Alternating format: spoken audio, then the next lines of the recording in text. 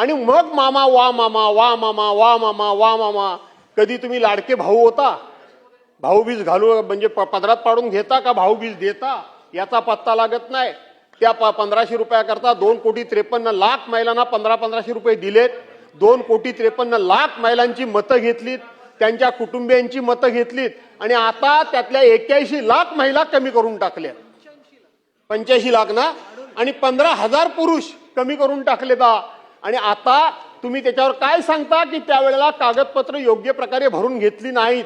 तेव्हा निवडणूक होती डोळ्यासमोर, तेव्हा सरसकट पैसे फक्त दिले. सरकारी तिजोरीतून द्यायचे होते, स्वतःच्या खिशातले द्यायचे नव्हते.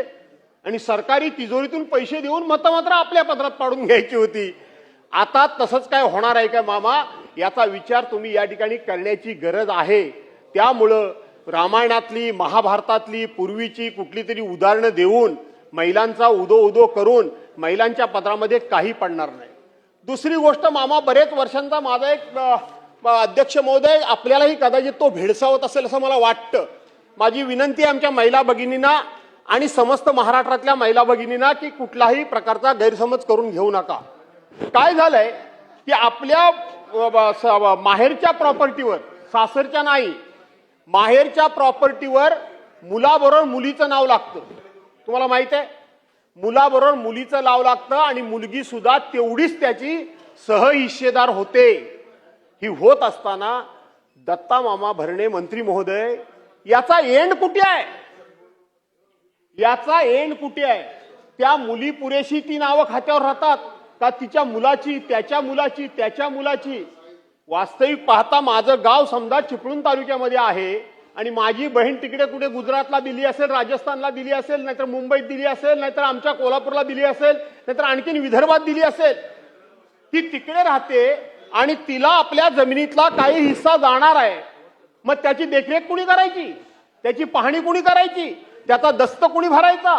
ती मी का करू? कारण शेवटी माझा हक्क त्याच्यावर आता राहणार नाहीये, त्या बहिणीचा हक्क राहणार आहे, तिच्या मुलांचा हक्क राहणार आहे. आणि म्हणून कायद्यामध्ये माझ्या माहितीप्रमाणे मी अनेक महसूल अधिकाऱ्यांना विचारलं की ह्याचा एंड काय, कुठल्या पिढीपर्यंत, कुठल्या जनरेशन पर्यंत ह्याचा एंड आहे. याचा एंड कधीतरी असला पाहिजे असं मला वाटतं, पण त्याचा एंड नाहीये. आणि एंड नाहीये म्हणून मामा फॅमिली डिस्प्यूट आणि हे प्रॉपर्टीचे डिस्प्यूट खूप मोठ्या प्रमाणामध्ये वाढतायत. तुम्ही मला उत्तर हे द्याल की तुम्ही हक्क सोडपत्र करून घ्या, हे तुम्ही मला सांगाल. हक्क सोडपत्र गोणी गुलाबीत झालं तर बरी गोष्ट आहे, नाही झालं तर काय? कायदा काय सांगतो? कायद्यामध्ये तरतूद काय? हक्क सोडपत्र वगैरे हे चांगला समन्वय आणि संबंध आणि एकमेकाच्या समन्वयातून हे गोष्ट घडू शकते, पण कायदा काय सांगतो? कायदा याला कुठेही थांबवत नाही. आणि म्हणून या संदर्भामध्ये सुद्धा तुम्हाला एकदा कधीतरी ठरवावं लागेल. मी विरोधात नाही, महिलांना किंवा बहिणींना हिस्सा देण्याच्या विरोधात नाही, बहिणींच्या मुलांना हिस्सा देण्याच्या विरोधात मी नाही, पण ते कुठे आहेत, ते कुठे येऊन पाहणी करतात? आज आमच्या कोकणामध्ये बघितलं तर खैरासारखं लाकूड आहे, प्रचंड प्रमाणामध्ये खैर पिकतो, मोठ्या प्रमाणामध्ये पैसे मिळतात. आणि मग पैसे मिळतात तर पैसे मिळतात म्हणून भागीदारी मागायची, पण त्याची राखण कोणी करायची? चोऱ्या सुद्धा तेवढ्याच प्रमाणात होतात. मग चोऱ्या झाल्यानंतर त्यांना बंधन कोणी करायचं?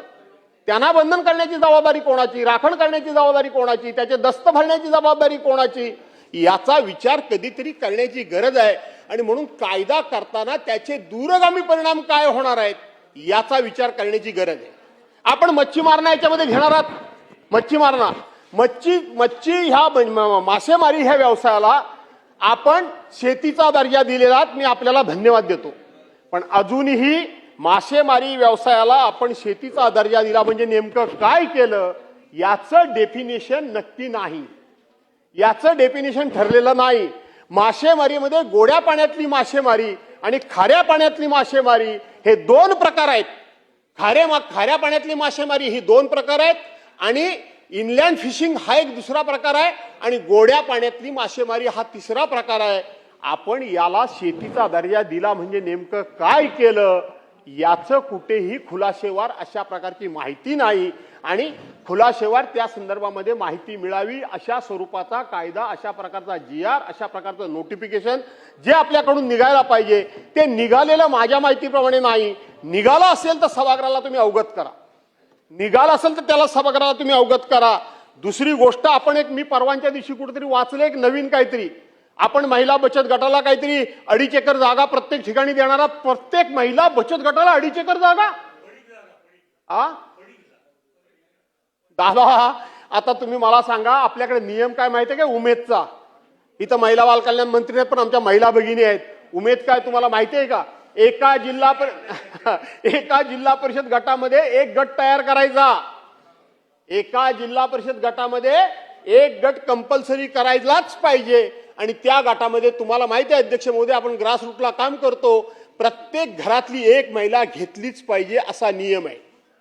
घेतलीच पाहिजे असं बंधन आहे. आणि प्रत्येक जिल्हा परिषद गटामध्ये, आता प्रत्येक जिल्हा परिषद गटामध्ये तुमची पडीक जमीन किती आहे, कुठे आहे, कुठे आहे जमीन? 2.5 एकर जमीन तुम्ही देणार म्हणून. ह्या असल्या घोषणा करत असताना त्याची अंमलबजावणी कशी करणार? त्या घोषणांची अंमलबजावणी कशी होणार?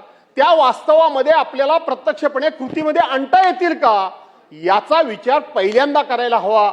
न पेक्षा तंटे बकेडे वाढवण्याचं आणि वाढण्याचं कामच फक्त भविष्यामध्ये होऊ शकतं, यापेक्षा फार काही दुसरं होऊ शकणार नाही. आणि म्हणून मी या विषयावर फार काय बोलू इच्छित नाही. माझे बेसिक मी मुद्दे उपस्थित केलेले आहेत की 1/2 एकर जमीन असल्याशिवाय तो शेतकरी धरला जात नाही. तुम्ही याच्यामध्ये प्रत्येकाला 1/2 एकर जमीन देऊन शेतकरी करणार का? तुम्ही ग्रामीण भाग आणि शहराकरता एकच कायदा तयार केलेला आहे.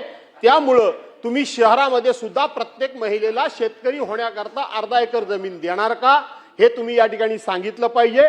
मासेमार लोकांना तुम्ही शेतीचा दर्जा मासेमारीला दिलेला आहात, तो मासेमारीचा शेतीचा दर्जा दिलात म्हणजे नेमकं काय केलं? कारण असं आहे, इथे बरेचसे मनीषाताई आहेत, आमचे योगेशजी वगैरे आहेत, आपल्याला माहित आहे मासेमारांच्या नावावर इंचभर पण जागा नाही, कोळी बांधवांच्या नावावर इंचभर पण जागा नाही. गेली 10 वर्ष मीच संघर्ष करून करून करून करून सॅटेलाइट सर्वे करून करून 3 कायदे मंजूर करून घेऊन आता त्यांच्या घराखालच्या फक्त जमिनी ह्या त्यांच्या नावावर करण्याचं काम, हे मला श्रेय नको, पण 10 वर्ष या गोष्टी करता दिवस रात्र मी झगडलो आणि आता त्यांच्या नावावर त्यांच्या घराखालच्या जमिनी फक्त होत आहेत. त्यांना 1/2 एकर जागा कुठली आणणार तुम्ही? अर्धा त्यांच्या घराखालच्या जमिनीच्या बाहेर इंचभर त्यांची जागा नाही, इंचभर जागा त्यांची नाही. आणि कोळी बांधव वगैरे हे जे राहतात त्याच्या खालची जी जमीन आहे ती गावठाण म्हणून आहे, सरकारी जमीन म्हणून आहे, त्यांची मालकी जमीन. कोळीवाडा गावठाण असं म्हणजे ती सरकारी जमीन आहे, ती आता फक्त त्यांच्या घर म्हणून नावाखाली आपण करायला कायद्यामध्ये तरतूद केलेली आहे. सारखं भांडून नवीन नोटिफिकेशन काढून आपण ते केलेलं आहे. पण 1/2 एकर जागा कुठून आणणार त्यांना देण्याकरता? आणि म्हणून या विषयामध्ये बारकाईने थोडा अभ्यास करा. विधेयक अजिबात आम्ही विरोध करत नाही आहोत, परंतु हे विधेयक नुसतं मंजूर म्हणून करून घेऊ नका. तर या प्रश्नांची उत्तरं तुम्हाला जर आता सापडत असतील तर आम्हाला आता ह्याची उत्तरं द्या. आता सापडत नसतील तर हा बिल राखून ठेवा.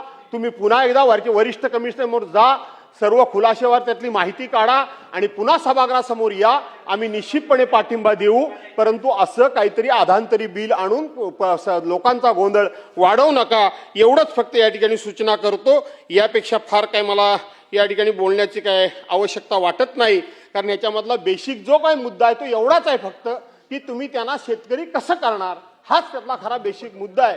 त्यामुळे बाकीचं आपण त्या कमिट्या वगैरे लिहिल्यात, मी सगळं ते एका मिनिटात याच्यामध्ये नजर मारली. माननीय मुख्यमंत्री महोदयांच्या अध्यक्षतेखाली एक कमिटी, नंतर मुख्य सचिवांच्या अध्यक्षतेखाली एक कमिटी, नंतर कृषी सचिवांच्या अध्यक्षतेखाली एक कमिटी. करायच्यात ह्या कमिट्या, करायच्यात काय कमिट्या? तुम्हाला जर त्यांना शेतकरी म्हणूनच जर घोषित करायचं असेल तर या सगळ्या कमिट्या काढून वेळ काढून करणं आणि अधिकाऱ्यांच्या समोर जी हुजूर करून त्या सामान्य माणसाला सकाळ संध्याकाळ खेपा घालायला लावण्यापेक्षा सरकारनं कायदा इथं करतंय. कायदा करत असल्यामुळं एका ओळीचा कायदा, एका क्षणामध्ये निर्णय घेणारा कायदा आणि एका वाक्यामध्ये कसा निर्णय हा होईल हे सांगणारा अतिशय सुटसुटीत कायदा आणा. न पेक्षा आपण अनेक प्रकारचे ह्याच्यामध्ये अंतर्भाव केलेले आहेत. त्यामुळे ह्या कायद्याची अंमलबजावणी होण्याच्या ऐवजी गुंतागुंत जास्त होईल आणि म्हणून ती गुंतागुंत वाढण्याच्या ऐवजी तुम्ही हा कायदा सहज सोपा, सहज सुलभ आणि महिलांच्या सोयीचा कसा होईल एवढाच विचार करावा. आमचा ह्याला पाठिंबा आहे. एवढंच बोलून थांबतो. धन्यवाद अध्यक्ष महोदय. धन्यवाद.